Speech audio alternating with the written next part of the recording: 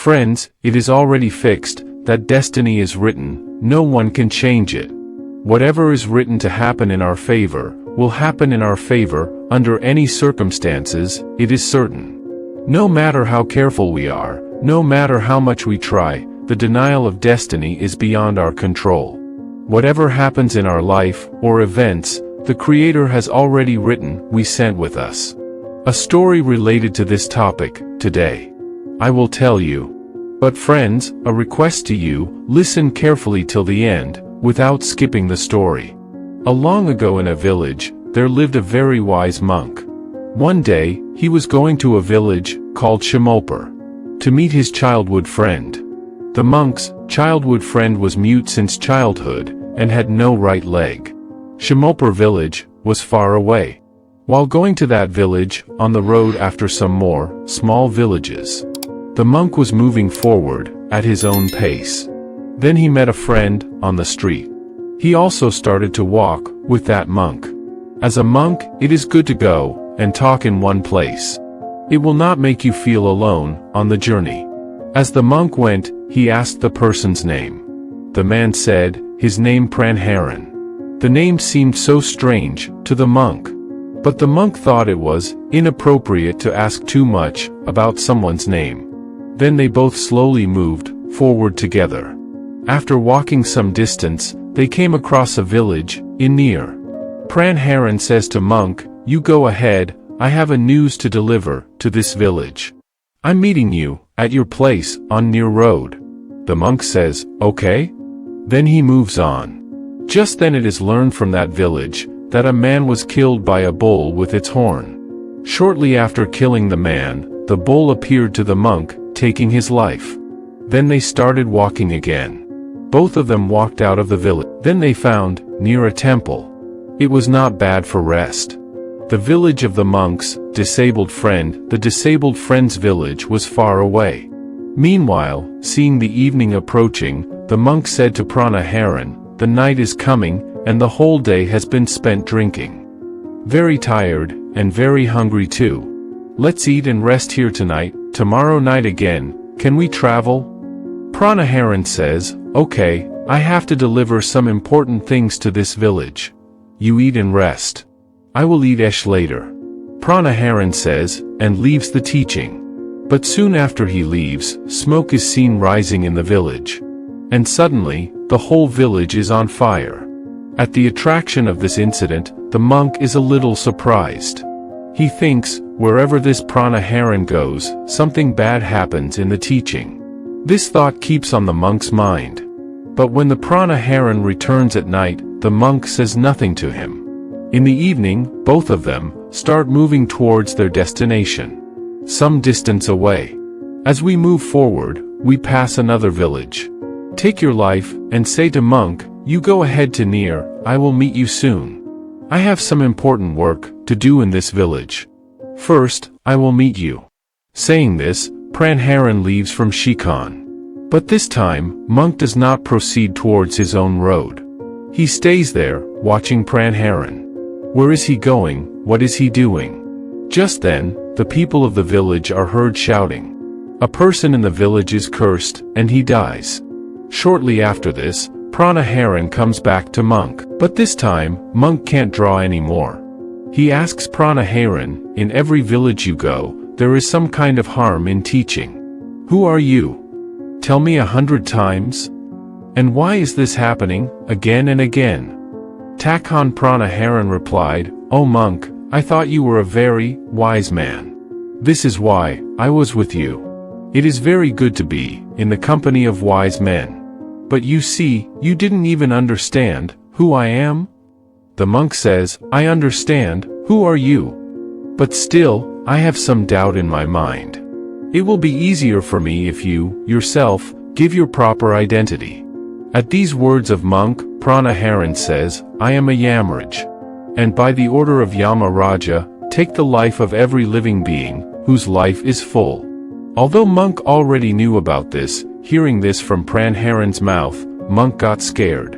But even so, he asked, if your words are true, if you are the messenger of the 100, then tell me, whose death is going to happen next? Yamraja replies, "The next death, that friend of yours, whom you are going to meet. And the cause of his death, you will be." Hearing this, Monk is consumed like a thought. Monk is worried that if this life-killing person is the messenger of the centenary, then his future prophecy, centenary, will happen. No, I would never want my childhood friend to death because of me. That's fine, I'm not going to see him anymore. Then I will not be the cause of his death. Pranaharan says, "I know nothing about what you are thinking. Even if you don't go to meet your friend, fate will not change. Your friend is sure to die. And it's going to happen soon." Hearing these words from Pranaharan's mouth, Monk was even more shocked. Because Pranaharan, the calmest thing in his mind, knew. Which is almost impossible for a normal person to know. Here Monk belief is that Pranaharana, the angel of the century. So that he would not be the cause of his friend's death, Pranaharan returned to Pechan and started walking towards his village. But wherever Monk turned around, he saw his friend running towards him. Seeing Monk, she looks very happy. Monk's friend, looking at the speed of running, it seemed as if he was running on his lap after a long sleep. But he was mute from childhood, and had no right leg. For this reason, neither he could reach that Monk, nor could he call Monk. But wherever he reaches him, he death. Seeing this incident, Monk looked at Pranaharan in surprise. As if he wants to ask him, what happened? Pranaharan understood Monk's mind and told her, "Your friend is coming from Pechan's village, your Pechan is coming to Pechan. But being dumb and crippled, you could not reach your work. He tried to reach you with all his might. But in this old age, the power like youth, no longer exists. So as it reaches you, it suffocates, and it death, because that friend of yours was running on your lap, crossing his own skin, to meet you. This is why your friend's death is caused by you." Now Shanashir was fully convinced that the 100 lives were taken, the Yamadutta. And his job was to take the lives of living beings. The ascetic was a wise man, so he knew that no one has control over death. All living things have to die one day. Thinking this, he calms himself down. But suddenly, Shanashir got curious to know about his own death. That's why he asked Pranaharan, "When my friend was about to die, why did you come to me first?" Pranaharan replies, "I am in Shabar Shathii, Chola. Every moment, I am in Shabar Shathii. But people do not recognize me. People don't have time to think about any person or thing other than their own problems." Shanashir says, "Pranaharan, can you kindly tell me when, where, and how did my death happen?" Then Pranaharan says, "Even if someone is a normal person, it is not right to know this. Because every living being, knowing about his own death, is sad. But seeing you, a wise man seems to say, can't you, mourning the death of your friend, take the punishment to heart? Therefore, knowing about your own death, you will not be sad. Therefore I inform you that your death will be by hanging, almost exactly 9 months from today. And the most amazing thing will be that you will accept Fashi from your own will." Saying this to Shanashir, Pranaharan goes from teaching to Chol. Karun had no intention of following the hermit's side. Shanashir then lit his friend's pyre and returned to his village. But Shanashir, no matter how wise, every person in the world, hearing of his own death, will be sad. And he must find some way to escape from death. Shanashir does the same as usual. He was a scholar. The ascetic was on good terms with the king of the Shay kingdom in which he lived. He thought, the king has many wise ministers, they will certainly be able to find out some kind of solution to the problem of my death. Thinking this, Shanashir got up the next day in the evening, and walked towards the royal court. On reaching the royal court, he told the king the whole story. So the king heard this matter, and said to his ministers, "What can be done?" Finally, Shakal, considering the judgment, answered, "If Shanashi's words are true, then he will die in 9 months. But death will happen wherever he goes to another state. If he does not go to another state, then he will not die."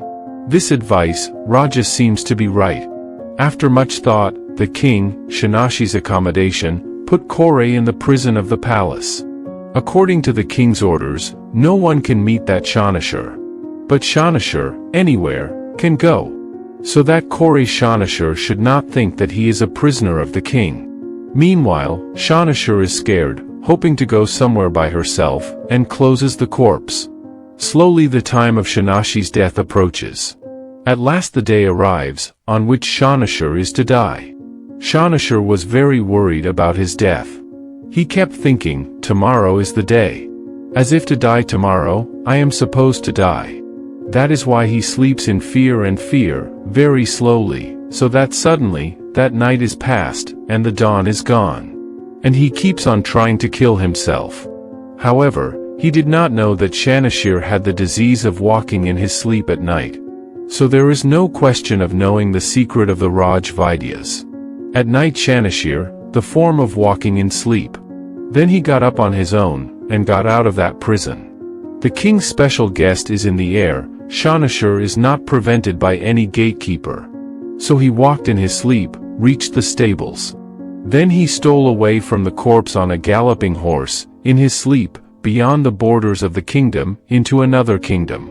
Not only that, he reached the Raj Mahal of another state. Fortunately, the porter of that place either stops him or asks him some questions. As it was late night, Shabai was fast asleep. And that Shanashar, Shoja went to the king's bedroom, where the king and the queen were sleeping. And Shanashar went to teach, lay down next to the queen. In the morning, the king, discovering Shanashar by the side of the queen, became very angry, and made Shanashar a prisoner. Shanashar can't understand what happened to her. Then he told the king that he did not know how he reached the king's bedroom. But look no further, who will listen to these words. The king ordered Shanashar to appear in court. After some time, Shanashar was brought to the darbar, then the king's darbar began. Seeing Shanashar, the king became distraught, and ordered her to be hanged. Hearing the execution, Shanashar became furious. Then, thinking of Shahash, Shanashar said to the king, "O king, I do not know how I came to this palace. I don't even know that any gatekeeper of your kingdom prevented me. Otherwise, who can do this, who goes to his own room in the presence of the king and sleeps with his wife? All I know is that I am going to die today? And this one is going to be 100? Hearing this from Shanashi's mouth, the king's attitude seems different. He asks Shanashar, "How do you know that you will die today?" In response to the king's question, Shanashar tells the king the details of his death 9 months ago. But the king thinks Sannyasi is dying to save him from death, and is mocking about the prophecy of his death. Then the king says to Sannyasi, "If your words are true, if today is the day of your death, what Prana Haran has told you, then you're because of death, I will not be. But if your words are false, then surely, today will be the day of your death." So there was a king of that neighboring kingdom, a friend of this king. Then King Shah the Kshatriyai sent his soldiers to Dan, the king of that kingdom, to get the news. So the army that was sent, returned in the evening and told the king, "Yes, my lord, everything that Shanashar has said is completely true." The king of that kingdom had made all arrangements for the stay of Shanashar in the prison of Raj Mahal. And from the last 9 months, Shanashar was under the care of that king. Last night, Shanashar was seen in Mahal's bed for the last time. After that, no one has any information about where Shanashar went, how he reached this state or how. Therefore, according to the king of that kingdom, Shanashar should not be hanged. But for the king, a new dilemma arises. Because of this, without knowing anything, Shanashar was sentenced to death. If not hanged for this, then the king's words will have no value. And if the king's word is to be respected, then Shanashar, without fault, will be hanged, said the king, in deep thought. Then the minister suggested that Shanashar should be hanged with soft, weak and thin cords. It will have the value of the king's order, and in the tender, weak, and thin shoots, even the soul of Shanashar will survive. This proposal of the king is very good.